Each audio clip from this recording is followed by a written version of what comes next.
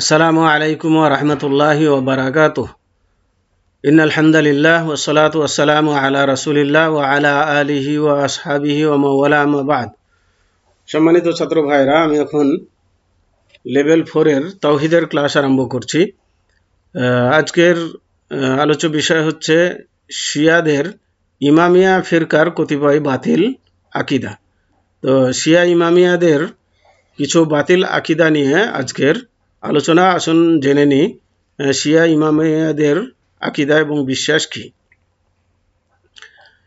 এক, তাদের মতে বিবেক বুদ্ধির দাবি অনুযায়ী আল্লাহ তাআলার সৃষ্টিকে পুনরুত্থিত করা ওয়াজিব। তারা বলে থাকে যে বিবেক বুদ্ধির দাবি যে আল্লাহ রাব্বুল আলামিনকে তার সৃষ্টিকে পুনরায় উত্থিত করতে হবে, উঠাতে হবে, এটা বিবেকের দাবি। এবং তারা যুক্তি দিয়ে থাকে, কেননা অপরাধীকে শাস্তি দেওয়া ও পুণ্যবানকে পুরস্কৃত করার জন্য এটি জরুরি। কিন্তু এটা হচ্ছে তাদের আকীদা। কিন্তু আহলে সুন্নাত ওয়াল জামাতের মতে আল্লাহ তাআলার উপর ওয়াজিব বলতে কিছু নেই। বান্দাদেরকে পুনরায় জীবিত করা আল্লাহ তাআলার উপর এমন আবশ্যক নয় যে উহা পরিত্যাগ করলে বিবেক বুদ্ধির দাবি অনুযায়ী উহা নিকৃষ্ট কাজ হবে। আল্লাহর উপরে কোনো কিছু দাবি চাপিয়ে দেওয়া, যে আল্লাহর উপরে এটা করা ওয়াজিব, এরকম বলা, মানে আল্লাহকে কোনো কিছু করতে বাধ্য করা, এটা আল্লাহর উপরে চাপানো যাবে না। আল্লাহ মুখতারে কুল, তিনি তার ইচ্ছা, তিনি যা ইচ্ছা করেন তাই করতে পারেন। তবে তিনি যে সৃষ্টিকে পুনরুত্থান করবেন এটা তিনি বলেছেন, বিধায় তিনি করবেন। এটা আল্লাহর উপরে ওয়াজিব নয়, বিবেক বুদ্ধির এটা দাবি নয়, বরং আল্লাহ রাব্বুল আলামিন বলেছেন যে ওই হাসর হবে এবং বিষয়টি পুনরুত্থান ও হাসর নসরের বিষয়টি বাস্তবায়িত হবে, কেননা আল্লাহ তাআলা এর ওয়াদা করেছেন। আল্লাহর ইচ্ছা ছিল, আল্লাহ করবেন, তাই হবে। তিনি ওয়াদা খেলাফ করেন না। ইমামিয়া সম্প্রদায়ের লোকেরা বলে থাকে যে বিবেক বুদ্ধির দাবিতে পুনরুত্থান আল্লাহর উপরে ওয়াজিব। আহলে সুন্নাত ওয়াল জামাতের আকীদা হলো কোরআন ও হাদিসের অনেক দলিল দ্বারা আখিরাত ও পুনরুত্থান সাব্যস্ত। আল্লাহ তাআলার ওয়াদা অনুযায়ী এটি হবে, তার উপর এটি ওয়াজিব এ হিসাবে নয়। আল্লাহ তাআলা বলেন, ইন্নাল্লাহা লা ইউখলিফুল মিআদ। আল্লাহ তাআলা নিশ্চয়ই ওয়াদা ভঙ্গ করেন না। আল্লাহ এটা করবেন বলেছেন, তাই করবেন। সুতরাং কোরআন ও সহিহ হাদিসের দলিলগুলো তাদের আকীদাকে বাতিল সাব্যস্ত করে। মোট কথা, আল্লাহ তাআলার উপর কোনো ওয়াজিব বা আবশ্যকতা নেই। তার উপর কেউ কিছু আবশ্যক করে দেওয়ার ক্ষমতা রাখে না। 2,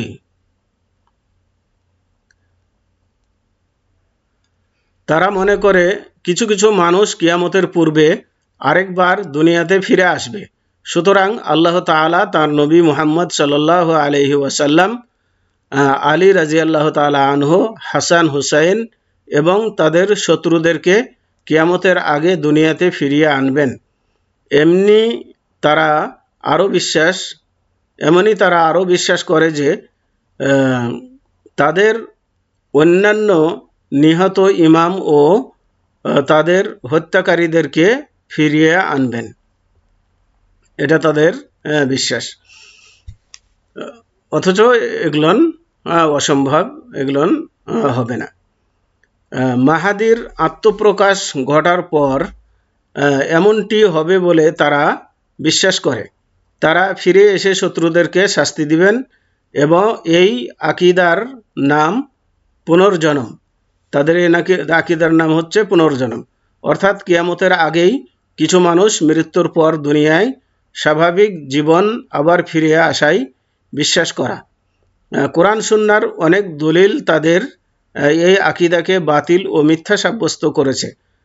তাহলে আহলে সুন্নাত ওয়াল জামায়াতের মতে মৃত্যুর পর কোনো মানুষই কিয়ামতের আগে দুনিয়ার জীবনে ফিরে আসবে না। আল্লাহ তাআলা বলেন, ওমি ওয়ারাইহিম বারজাখুন ইলা ইয়াউমি ইউবাআসুন, তাদের সামনে রয়েছে বারজাখ, একটি পর্দা, এটা কিয়ামত দিবস পর্যন্ত। এর আগে এই পর্দা উন্মোচন হবে না। তার মানে কিয়ামতের আগে আর কেউ উঠবে না, কেউ জীবিত হবে না। 3, ইমামিয়া সম্প্রদায়ের লোকেরা আরও মনে করে তাদের কেউ কেউ মারা গেলে আল্লাহ তাআলা তাকে কোনো শাস্তি দিবেন না। মানে ইমামিয়া সম্প্রদায়ের লোকেরা যদি মারা যান তাহলে তাদেরকে আল্লাহ শাস্তি দিবেন না। সে ছোট বড় যত গুনাহ করুক না কেন, কিয়ামতের দিন কিংবা কবরে তাকে শাস্তি দিবেন না। এটি যে একটি বাতিল আকিদা তা সর্বজন বিদিত। এটা একটা বাতিল আকিদা। এই আকিদায় বিশ্বাসী আমাদের দেশে অনেক লোককে দেখা যায় যে এরা বলে থাকে যে এদের হাতে বায়াত করলে পারে এদেরকে কবরে সওয়াল জবাব করা হবে না, তাদের কোনো আযাব হবে না, এরকম বলে থাকে। তো এরা এদেরই দলভুক্ত। 4, শিয়াদের একটি ফিরকা 12 জন ইমামকে মাসুম বা নিষ্পাপ মনে করে। এই ফিরকাকে ইসনা আশারিয়া তথা 12 ইমামের ইমামত্বে বিশ্বাসী সম্প্রদায় বলা হয়। এরা ইসনা আশারিয়া নামে বিশ্বাস, এই দলটির নামকরণ করা হয়েছে, যারা 12 জন ইমামে বিশ্বাসী। সাধারণভাবে ইমামিয়া কথাটি বলতে ইহাই বোঝা যায়, তারা তাদের ইমাম মুসা কাজেমের মৃত্যুর পর তার পুত্র আলী রেজাকে ইমাম মনে করে। এদের যে ইমামের সিলসিলা এটা হচ্ছে এরকম যে তাদের ইমাম মুসা কাজেমের মৃত্যুর পরে ইমাম হয়েছে তার পুত্র আলী, মানে ইমাম মুসা কাজেমের পুত্র আলী রেজাকে ইমাম মনে করে। অতঃপর আলী রেজার পুত্র মোহাম্মদ তাকিকে ইমাম মনে করে, যিনি তাদের নিকট জাওয়াদ হিসাবে পরিচিত। অতঃপর জাওয়াদের পুত্র আদিকে ইমাম মনে করে। অতঃপর আদির পুত্র হাসান, এখানে হাসান হবে, আসান লেখা আছে, হাসান আসকারিকে ইমাম মনে করে। অতঃপর হাসানের পুত্র মোহাম্মদ মাহাদিকে ইমাম মনে করে। তাদের আকিদা হলো এই মাহাদি প্রতীক্ষিত মাহাদি, মানে তাদের বিশ্বাস যে একজন ইমাম মাহাদি আসবে, সেই মাহাদি হচ্ছে এই মাহাদি, মানে হাসানের পুত্র মোহাম্মদ মাহাদি। তাদের ইমামদের উপরোক্ত ক্রমধারা কেউ বিরোধিতা করেনি, মানে এরা সবাই এটাতে বিশ্বাসী। তবে মাহাদি কোন সালের কোন সময়ে আত্মগোপন করেছেন তা নিয়ে তারা মতভেদ করেছেন।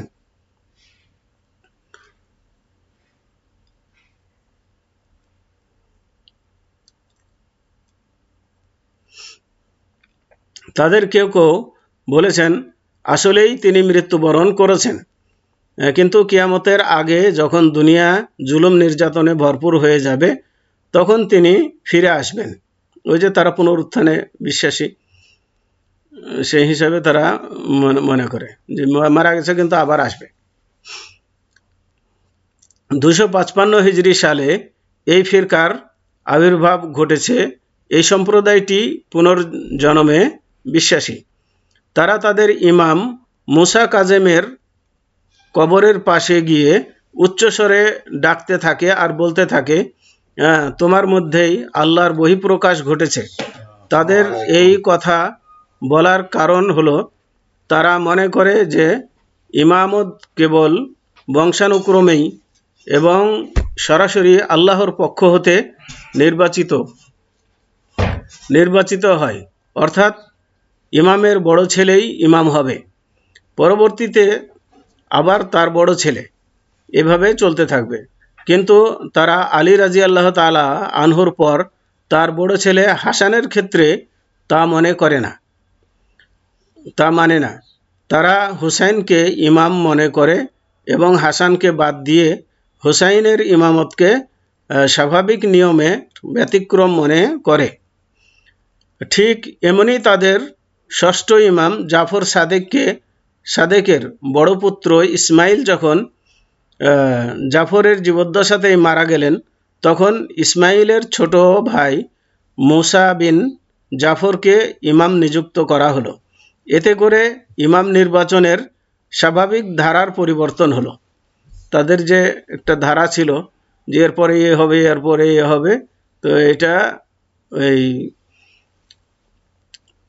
ইসমাইলের মৃত্যুর পরে এটা পরিবর্তন হয়ে গেছে। আর এটিকে তারা আল বাদা হিসাবে নামকরণ করেছে। অর্থাৎ ইমাম সরাসরি আল্লাহর পক্ষ হতেই নির্বাচিত হয় এবং তা কেবল ইমামের বড় পুত্রই হয়ে থাকেন। কিন্তু জাফর সাদেকের বড় পুত্র ইসমাইল যখন জাফরের জীবদ্দশায় মারা গেলেন, তখন তারা বলতে লাগলো যে আল্লাহর ইচ্ছা ও হুকুমেই ইমামত্ব ইসমাইল থেকে মুসার দিকে স্থানান্তরিত হয়েছে। অর্থাৎ তাদের মতে আল্লাহ তাআলা প্রথমত জানতেন না যে ইসমাইল তার পিতার জীবদ্দশাতেই মারা যাবেন এবং ইমাম হওয়ার যোগ্যতা হারাবেন। পরে তিনি তা জানতে পেরেছেন এবং অন্যকে ইমাম নিযুক্ত করেছেন। নাউযুবিল্লাহি মিন যালিক। এগুলো হচ্ছে তাদের আকীদা। মনে যা চায় তাই তারা বলে। পরে তিনি তা জানতে পেরেছেন এবং অন্যকে ইমাম নিযুক্ত করেছেন। তাদের মতে অজ্ঞতার পরে আল্লাহর জন্য ইলম অর্জিত হয়। আল্লাহ আগে অনেক কিছু জানেন না, পরে তিনি জানেন, এরকম তারা আল্লাহ সম্পর্কে বিশ্বাস করে। নাউযুবিল্লাহ। শিয়ারা আল বাদা এর অন্য অর্থ করে থাকে। ইমামিয়া সম্প্রদায়ের লোকেরা আরও মনে করে যে তারা ব্যতীত অন্যান্য সকল ফিরকার লোকই জাহান্নামে চিরস্থায়ী হবে, শুধু তারাই নাজাত পাবে। তাদের মতে সুন্নিদের সকল ফিরকাই জাহান্নামী হবে। রাফেজি কারা? তাদেরকে রাফেজি বলার কারণ হলো তারা আবু বকর ও উমর রাজিয়াল্লাহু তাআলা আনহুমার খেলাফতকে অস্বীকার করে। মানে তারা রাফেজিরা আবু বকর এবং উমর রাজিয়াল্লাহু তাআলা আনহুর খেলাফত মানে না। তারা বলে যে এরা গাদ্দারি করে আলীর খেলাফত ছিনিয়ে নিয়েছে, কেড়ে নিয়েছে। এই জন্য তাদের এই আবু বকর এবং উমরের খেলাফতকে তারা রাফস করে, অস্বীকার করে। এই জন্য তাদেরকে রাফিজি বলা হয়।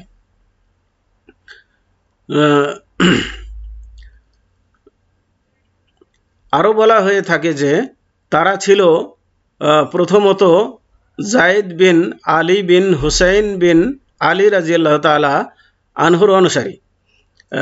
এদের অনুসারী ছিল তারা জায়েদের কাছে যখন আবু বকর ও উমর রাজিয়াল্লাহু তাআলা আনহুমা সম্পর্কে জিজ্ঞাসা করলো, যে তাদেরকে আবু বকর এবং উমর রাদিয়াল্লাহু তাআলা আনহু সম্পর্কে যখন তার মত জানতে চাইলো, তখন তিনি তাদের প্রশংসা করলেন।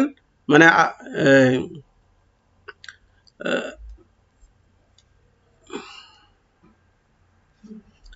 জায়েদ বিন আলী আবু বকর এবং উমর রাদিয়াল্লাহু তাআলা আনহুর প্রশংসা করলেন এবং রাদিয়াল্লাহু আনহুমা বললেন তাদের সম্পর্কে। এতে করে তারা তার কাছে বায়াত করার পরও তাকে, এখানে কাকে লেখা আছে, এখানে তাকে হবে, তাকে বর্জন করলো। তখন জায়েদ তাদেরকে লক্ষ্য করে বলেছিলেন, রাফাস তুমনি, অর্থাৎ তোমরা আমাকে বর্জন করলে। তো জায়েদের এ কথা থেকেই তাদেরকে রাফেজি বলা হয়ে থাকে। কেউ কেউ মত প্রকাশ করেছেন, মানে যে এদের কথা থেকে তাদেরকে রাফেজি বলা হয়ে থাকে। তো যেটাই হোক, এই কারণগুলোর একটি কারণ হিসেবে তাদেরকে রাফেজি বলা হয়। তো রাফেজিদের অনেক উপদল রয়েছে।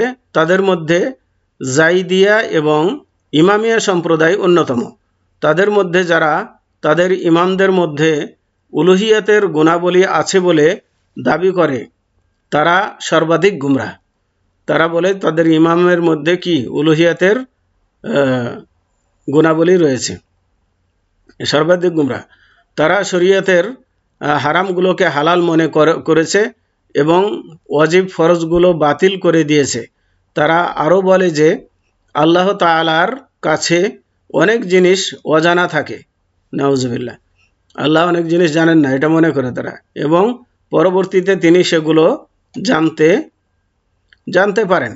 মানে আল্লাহ আগে জানেন না, কিন্তু পরে জানতে পারেন, নাউজুবিল্লাহ। এই ফিরকাগুলোর একটি অন্যটিকে কাফেরও মনে করে। শিয়ারাই একজন আরেকজনকে কি মনে করে? আরেক দলকে কাফের মনে করে। তো আসলে তারা সবাই কাফের, বাতিল, এটাই ঠিক। তো আজকে এ পর্যন্তই। ওয়াসাল্লাল্লাহু আলা নবিয়িনা মুহাম্মদ ওয়া আলা আলিহি ওয়া আসহাবিহি ওয়া বারিক ওয়া সাল্লাম। আসসালামু আলাইকুম ওয়া রাহমাতুল্লাহি ওয়া বারাকাতুহু।